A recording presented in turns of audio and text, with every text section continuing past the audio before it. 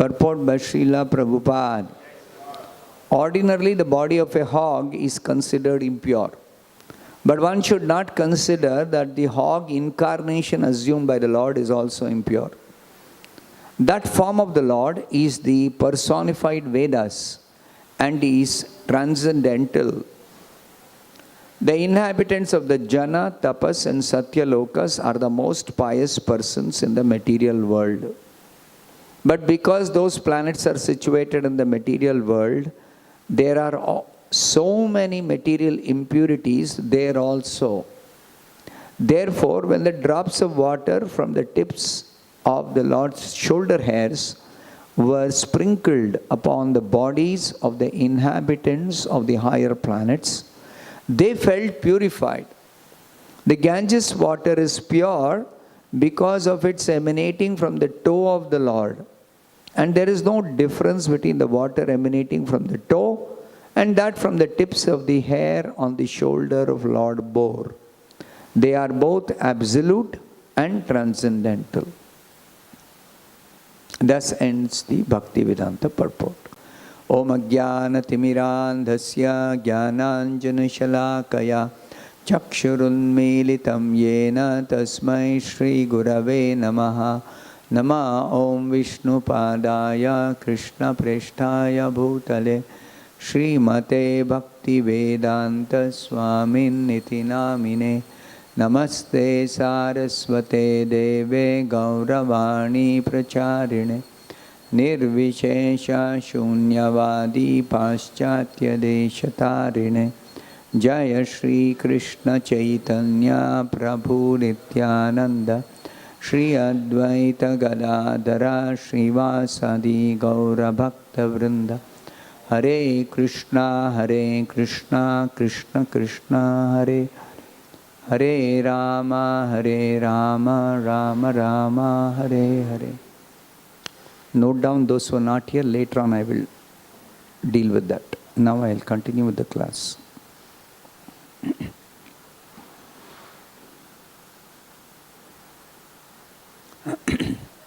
So these are prayers offered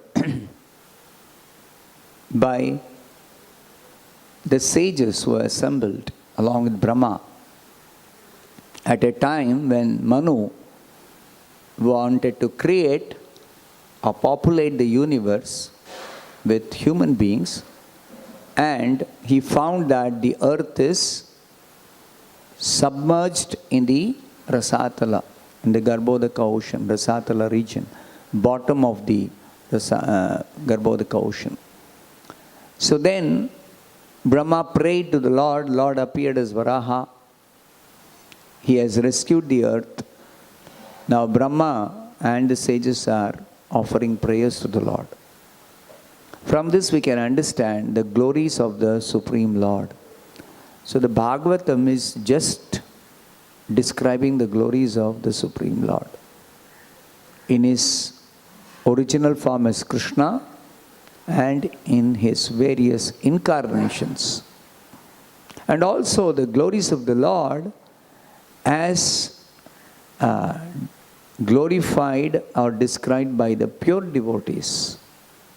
Even the activities of the pure devotees are glories of the Lord only, because they are simply engaged in serving the Lord.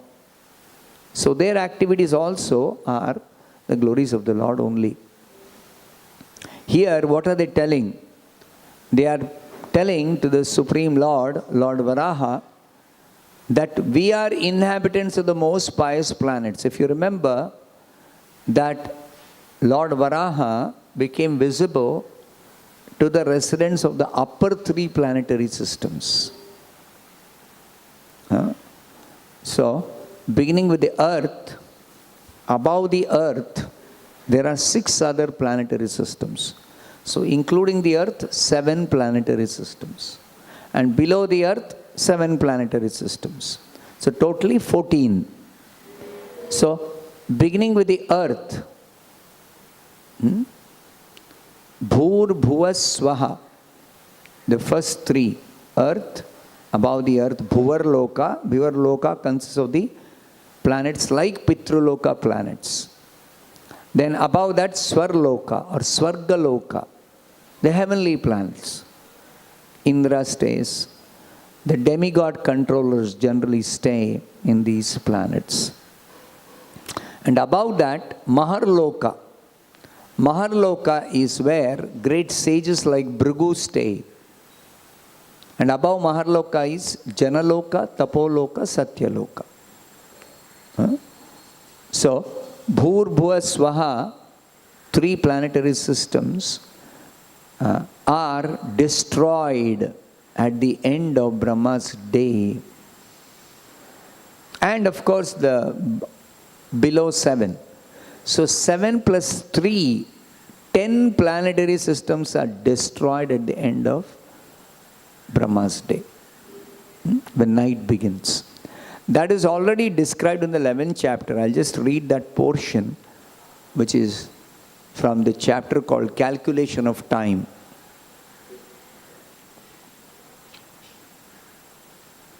It is said here,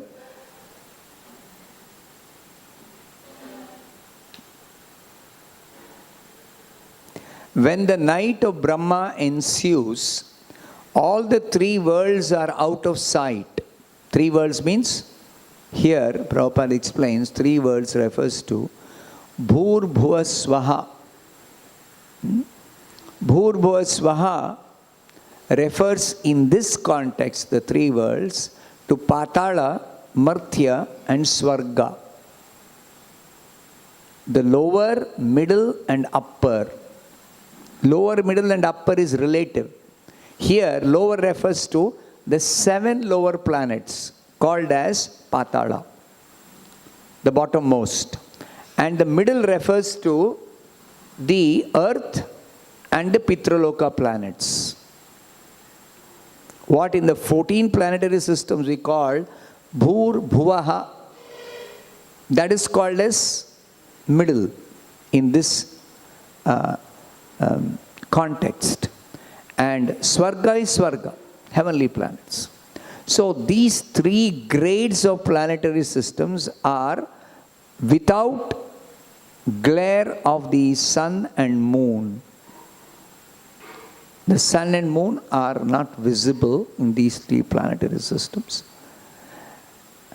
And further it is said, these three planetary systems are destroyed. The devastation takes place due to fire emanating from the mouth of Sankarshana. If these three planetary systems are devastated, what remains? Maharloka, Janaloka, Tapoloka, Satyaloka. These four remain at the end of Brahma's day. During the night of Brahma, these four planetary systems are not destroyed. But end of Brahma's life, these four are also destroyed. So, the devastation, how does it take place? First of all, due to fire emanating from the mouth of Sankarshana. Sankarshana is at the bottom of universe. So, from his mouth, millions of mouths, he has unlimited mouths. So, from those mouths, fire is coming out. And thus, great sages like Bhrigu and other inhabitants of Maharloka transport themselves to Janaloka, being distressed by the warmth of the blazing fire which rages through the three worlds below. There is blazing fire because Sankarshana's mouth is emitting fire. So from the bottom the fire catches and all the three worlds are blazing, completely burning. Completely burning. The 10 planetary systems are burning. But this fire, when there is fire, supposing a building has caught fire, the neighboring buildings which are within a certain close distance, there the people will begin to feel the heat. And if it's a huge fire, they cannot stay. Even their building is not on fire, they cannot stay in the building. They have to go away from the building. Like that, the sages like Bhrigu and all who are residents of Maharloka, they begin to feel that heat of that blazing fire which is raging in the Swargaloka and other planets below. And what do? They go away to the next higher planetary system, Janaloka. They go to Janaloka. Janaloka, there is no feeling of heat because it is far away from these planets. So Maharloka is like the border. It's like the border. So Maharloka is not destroyed, but Maharloka inhabitants don't stay in Maharloka during the night of Brahma. Then what happens? At the beginning of the devastation, as all the seas overflow and hurricane winds blow very violently. Thus the waves of the seas become ferocious, and in no time all the three worlds are full of water. So the fire begins. After that there is torrential rain. So Prabhupada explains, elsewhere it is explained in the Bhagavatam, for 36,000 years of the humans, or 100 years of the demigods. Remember, one day of the demigods is equal to 360 years of the humans. 1 year of the humans is 1 day of the demigods. So, for 36,000 human years, there is fire. Then for another 36,000 years, there are torrents of rain accompanied by winds and waves, and the seas and oceans overflow. See, when there is heavy rain, generally, normal time, the seas don't overflow. There may be turbulent waves in the sea, but the sea will not overflow. The ocean will not overflow. But during the time of devastation, what happens? There is torrential rain and the seas overflow. The seas overflow. And that is how all the planets are submerged in the water of devastation. All the planets are submerged. That means the fire is put out. It's not that the fire burns to ashes all the planets. No. The planets are not destroyed. Planets are not destroyed. The fire actually is put out, and the planets are actually intact. They are not destroyed. So the planets are not destroyed, but the planets are submerged in the water of devastation. That's why it is called partial devastation. Partial devastation. Our buildings, all our trees, plants, all this will not remain. Earth, water, fire, air, sky will remain. But these other combinations, our bodies will not remain. All these buildings and all these big constructions, nothing will remain. So, this is the partial devastation of the three worlds. 14, after the 10 planetary systems, there is nothing remaining except the earth, water, fire, air, ether, which is constituting the planet itself. Then what happens?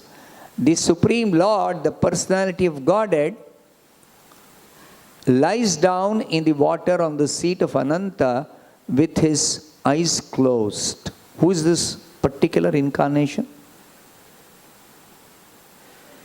Vishnu. Which Vishnu?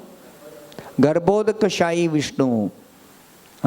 He lies down on the water on the seat of Ananta with his eyes closed, and the inhabitants of Janaloka planets offer their glorious prayers unto the Lord with folded hands. Janaloka planet people are not affected by the fire or the water. They are observing what's happening. So devastation has taken place, and they are offering the prayers to Lord Garbhodakashayi Vishnu. Thus the process of exhaustion of the duration of life exists for every one of the living beings, including Lord Brahma. What was described previous to this was Brahma's one day is over. I mean, day means the half the day, half the cycle of 24 hours of day and night, half the days of Brahma is over. So his life duration is decreasing. Elsewhere in the Bhagavatam 2nd canto, it is told, with every setting and rising of the sun, what do we experience? We experience day and night. With every rising and setting, day and night is passing, and our duration of life is reducing. What do we think generally when day and night is over? Oh, one more day is over. One more night is over. Your life span is reducing. You are coming closer to death. So this is called Maya. Maya means we are not aware or conscious that death is going to come. Death is going to come. And here it is said, even Brahma's life is reducing, because he has also got limited duration according to the days and nights of his calculation. One more day is over. Then night is now beginning. During the night, what happens? Brahma and all the inhabitants of the 3 planetary systems. Now, remember the 4th planetary system, what has happened? Khali ho gaya, empty. Why? Because of the heat. Where are they gone? Janaloka. So, Maharloka, just like they evacuate, some places when there is some, let's say some building is on fire. What will they do? They'll try to save at least those who are living, those who can escape. Come out, come out, come out. So they'll go to the next building, correct? Which is not on fire. Like that, Maharloka, not on fire, but the heat they cannot tolerate. They are gone to Janaloka. Temporarily, at night, go to sleep in Janaloka. They all go to sleep. Night. So, it is explained here that the sun and moon are without glare. That means it is night. For whom? For everyone. For everyone. Including Brahma and the inhabitants of Janaloka, Tapoloka, Satyaloka. Everybody, it is night. But the sun and moon are not destroyed. Sun and moon are without glare. No light. No light coming from the sun. Sun is also like other planets. No light coming from the sun. No light coming from the moon. Moon also is reflected light of the sun. So, no light from the moon also. And it is night for Brahma and all the inhabitants of the 3 planetary, 4 planetary systems. The 4th one, they have gone to Janaloka. And then they all go to sleep. And again, after this night is over, creation has to begin. What is that creation? First of all, Brahma has to actually wake up. Brahma has to wake up. The first being was created at the beginning of creation. He has to wake up. He is the leader. He has to begin. Just like everybody is sleeping after being very tired after big Janmashtami celebration. Then one devotee at least has to wake up, the temple commander or the leader. And then he has to wake up the others because they're so tired, they'll all be sleeping. Generally they would get up on themselves, but they're very tired, so they're all sleeping. So at least one devotee has to wake up. And then he says, oh, everybody's sleeping, please get up, please get up. Now it's time to get up. Like that, Brahma has to get up and then he has to wake up the others. For waking up the others, he has to begin some activity. His activity of creation. So his waking up is beginning his work of creation. So that has to be initiated by the Supreme Lord. He initiates as Paramatma. He initiates as Paramatma. So elsewhere Prabhupada says, even if we have to wake up, don't think it is an alarm clock that is waking you up. At least as devotees. Don't think this Prabhu is disturbing my sleep. He is waking me up. No, it is Paramatma who is waking you up. Because what happens when you wake up? It's is a change of consciousness. What is the change of consciousness? From the sleeping state to the waking state. That is called waking up. Remember 4 states of consciousness? Jagriti, Swapna, Sushupti, Turiya. Turiya is the 4th state of consciousness, which is the transcendental state of consciousness, spiritual state of consciousness. That anyway, for conditioned souls, generally that state is not experienced in the ordinary course of living. So we experience 3 states. So Jagriti is wakeful state, we all know. When you go to sleep, there are 2 states of consciousness in the sleeping condition. One is called the dream state, Swapna Avastha. Then there is another state called Sushupti or deep sleep. What is the deep sleep? Ignorance. Ignorance. We are neither conscious or aware of the external gross world, which we are conscious during the waking state. We are not conscious of the subtle world, Swapna Jagat. This subtle world is concocted by the mind, by each individual who is sleeping in the dream state. What do we do in the dream state? Mind is active. In the dream state, mind is active. But what is the mind doing? Concocting. That is facilitated by the Paramatma only, this concoction. Just like even in the gross, in the wakeful state, in this gross world, we are concocting so many pleasures, pains, plans for enjoying. All this is concoction. Even the wakeful state, what we are doing is concocted. All material activities are carried out by the 3 gunas. Correct? So, there is material activity when we are awake. There is also material activity in the dream state. So, both the times we are concocting, that's all. So, according to our concoction, the 3 gunas are interacting and producing some effect.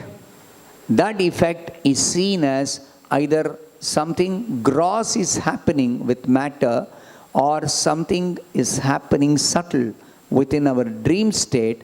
We say, I saw a dream, I experienced a dream. So when we wake up, what happens to the dream? That concoction is over. All that you concocted, that's all over. It's all in the mind.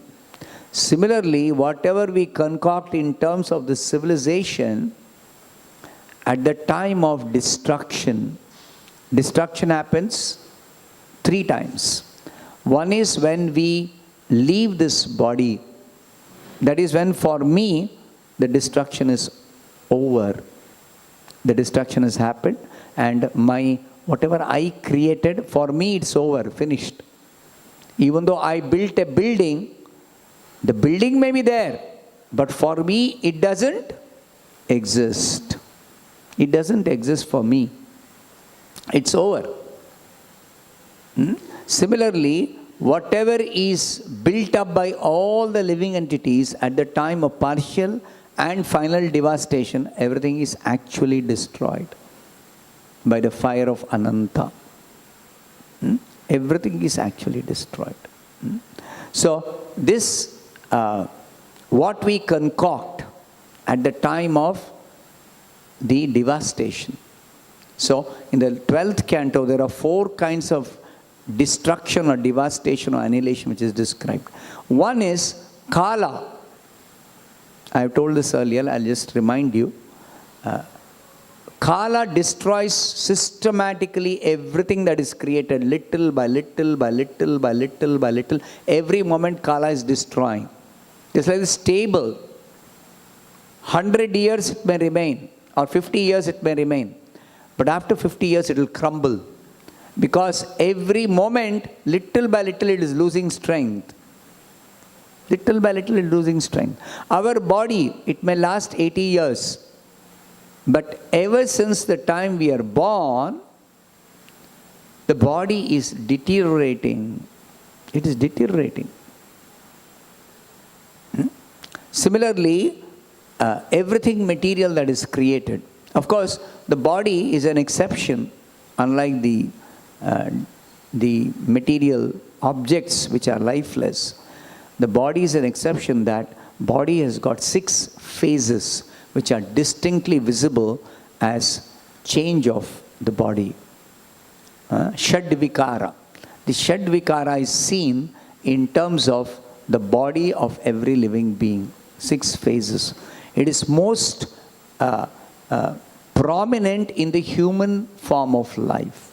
In the other forms of life, to different extent, these 6 phases are visible. Now, what about the table? The table was formerly wood. Correct? So, wood was some part of a tree. So, this is the last phase of that tree body, of that soul inhabiting the tree body. What is that? Destruction, complete destruction. So in the case of humans, we say death. But in the case of a tree, we don't say death exactly. We say the tree was destroyed. It fell down. It was cut. Or it was uprooted in a wind. Something like that. But what happens to the wood? Wood takes time. Either the wood is burnt as firewood, then it becomes earth, water, fire, air, ether. But if it is made into a table, the wood is not burnt, then this table will take some time before it fully crumbles. And it is, again, it becomes earth, water, fire, air, ether. That will take time. So that is gradually, it is going to be acted upon by Kala. So this Kala will always destroy everything material. It cannot remain. That is first kind of destruction. The other 3 you know. What are the other 3? Kala and death are same. That also destroys the body of the living being. But the 2 devastations, partial devastation and final devastation. So 3, effect of Kala, effect of partial devastation, effect of final devastation. 3 kinds of annihilation. The 4th one is called Atyantika, ultimate devastation, which is when the living entity goes back to Godhead. No more birth, no more death, no more destruction, no more effect of Kala, which systematically devours everything. Beyond Kala, beyond karma, beyond this material existence of partial and final devastations, beyond birth and death, when we go back to Godhead, that is the ultimate destruction of our material existence. No more material existence. So 4 kinds of devastation. Ultimate liberation. That's also, in one sense, destruction or devastation of our material existence. No more material existence.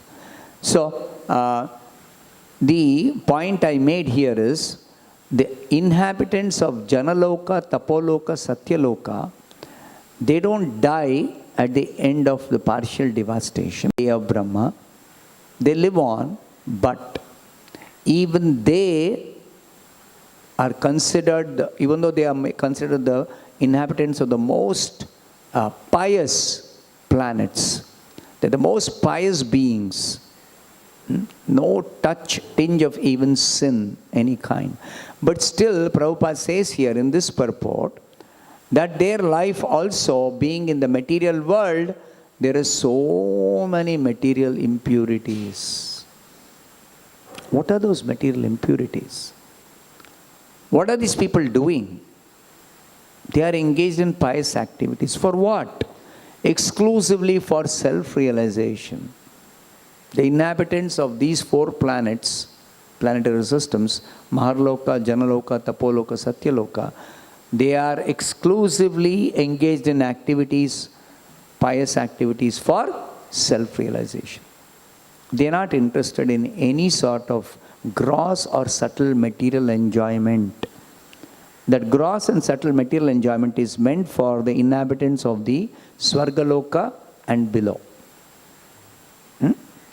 So, these inhabitants of Maharloka, Janaloka, Tapoloka, Satyaloka, they are always engaged in pious activities meant for self-realization.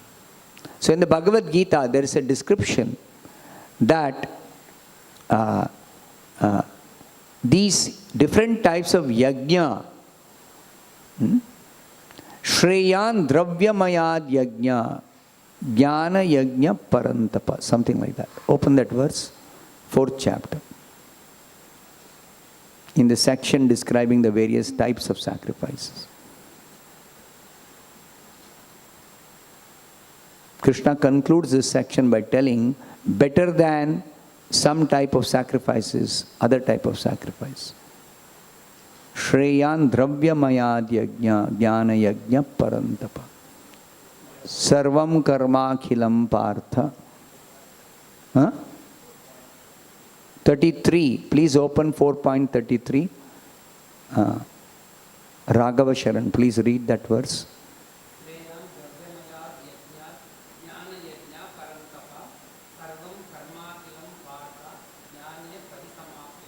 Translation. O chastiser of Devi, the sacrifice of knowledge is greater than the sacrifice of material possessions. O son of Luka, after all, the sacrifice of both culminates in transcendental knowledge. See, sacrifice is meant to culminate in transcendental knowledge. But if somebody is busy with sacrifices so that they get some material gain, who are those category of people who perform for material gain? The lower planetary systems. The upper planetary systems, their pious activities, all yajnas, are meant only for transcendental knowledge. Why? Because they are in pursuit of self-realization, which is the real goal of sacrifice. When Krishna says, Yajnarth, 3rd chapter, Yajnarthat karmanaha anyatra lokoyam karma bandhanaha, 9th verse. Don't have to open, just here. Lokoyam karma bandhanaha. If work is done as sacrifice, then it is liberating. Otherwise, it is binding. Now, if work done as sacrifice has to liberate us, how should that sacrifice be done? What should be the aim of sacrifice? Liberation. What is that liberation? Is that liberation making some adjustments so that we live comfortably, nicely, performing only pious activities and enjoying life in a pious way? No. That is what Krishna is clarifying in this verse.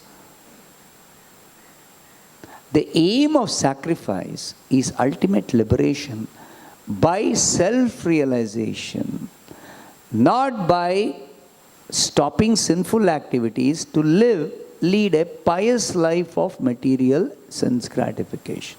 No.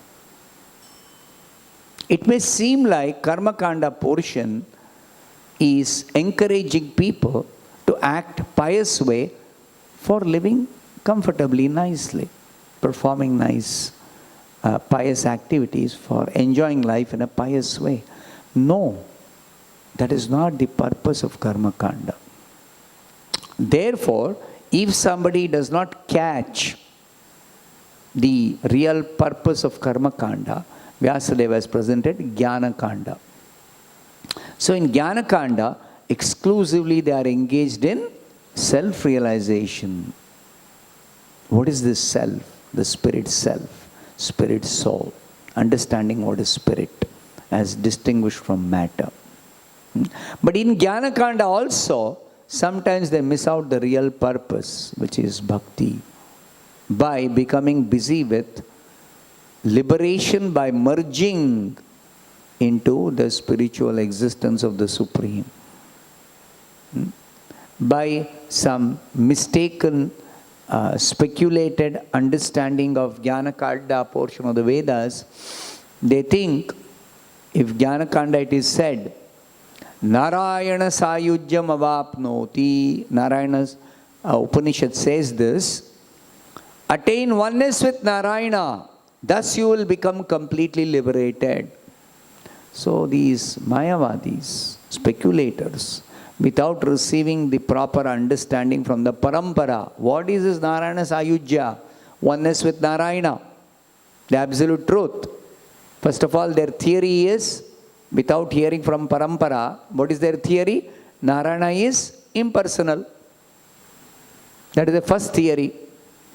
Second theory is, becoming one with Narayana means I merge into that impersonal absolute. Become one with means I merge my existence into the existence of that impersonal absolute, and I become that impersonal absolute. I become Narayana. This is the second speculated theory of the Mayavadis. And the third speculated theory is, when a Mayavadi accepts sannyas, dandam grahana matrena naranarayano bhavet. Simply by accepting the renounced order, Nara, a conditioned soul or a human being, becomes Narayana, becomes liberated, becomes the one with the absolute truth, becomes God. I have summarized 3 speculations, but within that there are so many other speculations based on the statements of the Vedas. So even in Jnana Kanda, this misconception may be there. So therefore, Vyasadeva has presented Upasana Kanda, which is exclusively dealing with bhakti. And bhakti also, there is mixed devotional service and there is pure devotional service in bhakti also. So what is mixed devotional service? Karma mishrita bhakti. Bhakti performed for some material gain. And jnana mishrita bhakti is bhakti performed for liberation by merging into the existence of the Supreme. So, the karmis, jnanis, then the karma yogis who are practicing bhakti but mistakenly for material gain. They are one level of karma yogis. Because they are doing bhakti, they are yogis. Yogi means one who is doing bhakti. But if the mixture of karma is there in bhakti, karma mixture means what a karmi wants by doing pious activities. What is that? Material gain. If his goal is material gain, it becomes a lower level of karma yoga. Whereas the real purpose of karma yoga is pure devotional service. So karma yoga progresses to bhakti yoga if there is the aim of pure devotional service. So that karma contamination has to be purified in the beginning of bhakti, which is karma mishrita bhakti. Then there is jnana mishrita bhakti, which is also called jnana yoga, which is the lower level of jnana yoga, where mistakenly one practices bhakti for liberation by merging into the existence of the Supreme, into Brahman, Brahma Jyoti. The real purpose of jnana yoga is not merging, but it is pure devotional service. So, pure devotional service, even in bhakti yoga, that's why Prabhupada sometimes says, karma yoga is same as bhakti yoga. When the aim is pure devotional service. So, yagyarthat karmanaha is clarified in this 4th chapter, in this verse, Shreyan dravyamaya yajna, jnana yajna parantapa. Jnana yajna is yajna performed with the aim of self-realization. But that self-realization, if it is mistakenly thought as the aim of self-realization is to become one with God or become God or merge with the existence of God, that is also mistaken understanding of jnana yajna or liberation. So real liberation is mukti hitva anyatha rupam swarupena vivastitihi. To become situated in swarupa. What is that swarupa? Jivera swarupa nityera Krishna dasa. Eternally I am servant of Krishna. My ultimate liberation is to situate myself in my constitutional position as devotee, pure devotee. So that is ultimate liberation, that is perfection of our self-realization. And that is what is explained systematically in the Bhagavad Gita and the Bhagavad. Okay, I'll stop here. Grantharaj Srimad Bhagavatam ki jai, Srila Prabhupada ki.